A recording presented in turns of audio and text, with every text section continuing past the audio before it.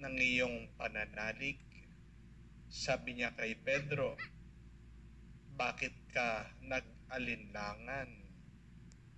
Pagkasakay nila sa bangka, tumigil ang hangin at sinamba siya ng mga nasa bangka. Tunay na kayo ay ang anak ng Diyos, sabi nila. Mga kapatid, ang mabuting balita ng Panginoon. Pinupuri ka namin, Panginoong Hesukristo. Magandang araw po sa inyong lahat. Magandang araw po, Father. Sa ating pong mga subscribers at followers, sa mga masugid na nakikinig ng ating mga homily, I hope that you are well. Stay well. Sa ating po mga kapatid na OFW sa ibang bansa, pinagdarasal ko pa rin po ang inyong mga kaligtasan habang kayo ay nakikipag-isapalaran, nagtatrabaho, nagsasakripisyo para sa inyong pamilya. At isama po natin pa rin sa ating dasal dito sa ating banal na misa ang mabilis na kagalingan at panunumbalik ng lakas ng ating mga kapatid na may sakit. Maraming salamat po sa inyong dasal at panalangin. Kami po dito sa Pilipinas ay paunti-unting umaahon na dahil nawawala na po pakonti-konti ang tubig, ang baha. But please also keep us in your prayers dahil meron pa rin po mga mabababang lugar, meron po tayong mga parishioners na lubog pa rin sa baha. At maraming salamat po sa umaapaw na tulong at grasya sa inyong mga donations online. Pinagdarasal ko po na ibalik yan ng Diyos sa inyo, siksik, liglig, umaapaw. Amen? Amen. Meron pong isang kwento tungkol sa isang hari at nung minsan bumili daw siya ng isang agila. Ang hindi niya maintindihan, kahit na anong gawin niya doon sa agila, hindi po ito lumilipad. Ito po ay nagpapahinga lang, nakakapit dito po sa kanyang sanga. Kaya ito pong hari, tinatakot. Ito pong agila. Pero ayaw pa rin po na lumipad. Ayaw umalis. Binabribe nitong hari, nagbibigay ng pagkain para maakit itong agila na lumipad papunta sa kanya. Pero ayaw pa rin pong umalis at lumipad. Kahit na ibukaka lang ng konti itong agila, ang kanya mga pakpak, wala pong reaction. Habang nagtataka po itong hari, pinagmamasdan itong kanyang agila, meron daw pong isang magsasaka na napadaan. At tinanong, mahal na hari, ano po ba ang problema? Sabi nitong hari na binili niya ang kanyang agila pero parang may sakit, ayaw lumipad. Sabi po nitong magsasaka, huwag po kayong mag-alala. Ibigay niyo po sa akin at pagkatapos ng isang araw, maibabalik ko sa inyo, lumilipad na. Kaya hinayaan po ng hari, binigay niya itong kanyang alagang agila sa magsasaka. At oo nga, pagkatapos po ng isang araw, bumalik itong magsasaka, dala-dala ang agila, aba, lumilipad na. Napakataas ng kanyang lipad. Tuwang-tuwa ang hari. Pero ang pinagtatakan lang ng hari ay, paano mo napalipad itong aking alagang agila? At dito po, ngumiti ang magsasaka, sabi niya, pinutol ko lang po yung sanga kung saan nakakapit yung agila. Kaya ayaw palang lumipad nitong agila. Ito ay dahil komportable na siya. Pero nung wala na siyang kinakapitan, aba, lumipad na siya. Ano po ang aral? I want you to remember this, my dear friends, that you can never achieve great things in your life if you are in your comfort zone. Hindi ka magtatagumpay sa iyong buhay kung nakakapit ka sa kaginhawahan mo, kung inaayawan mo ang hirap ng buhay na ito. Kung gagamitin natin ang kwento na ating narinig, ang paglalakad ni Jesus sa ibabaw ng tubig, at itong si San Pedro, nakapaglakad din kahit nakakaunti. Ano tinuturo sa atin? Ito po, tandaan nyo din. You can never walk on the water when you are still in the boat.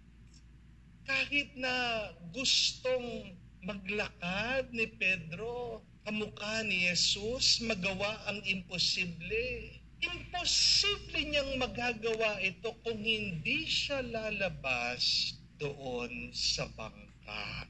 My dear friends, we have two options in our life. Remember this.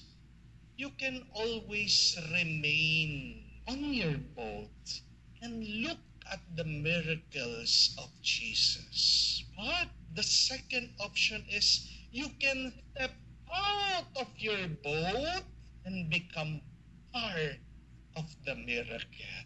Yan po yung tanong ko sa inyo eh. What do you really want in your life? Do you only want to see a miracle? Or do you want to become of the miracle?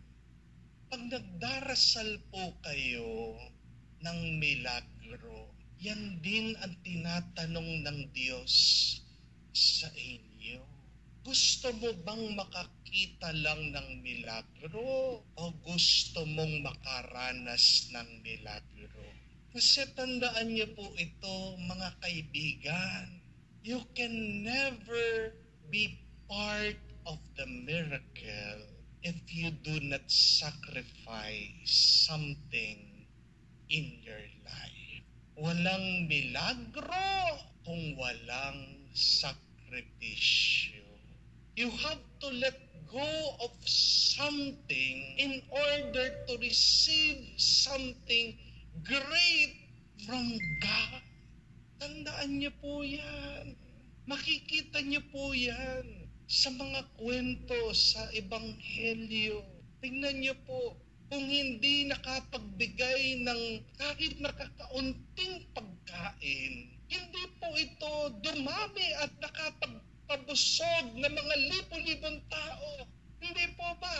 Yung babae na merong sakit na umaagas, lumalabas ang dugo sa kanya, hindi siya gumaling kung hindi siya nakipagsiksikan sa mga tao. Kahit na matapak-tapakan na siya, pinilit pa rin niyang lapitan si Jesus dahil ang paniniwala niya, kung mahahawakan ko lang ang kanyang damit, kailangan pa rin niyang magsumikap, maghirap, at iunat ang kanyang kamay para magkaroon ng milagro ng pagpapagaling sa kanyang sarili. Kailangan pa rin nung ina na may sakit na anak na magpakumbaba sa harap ni Jesus.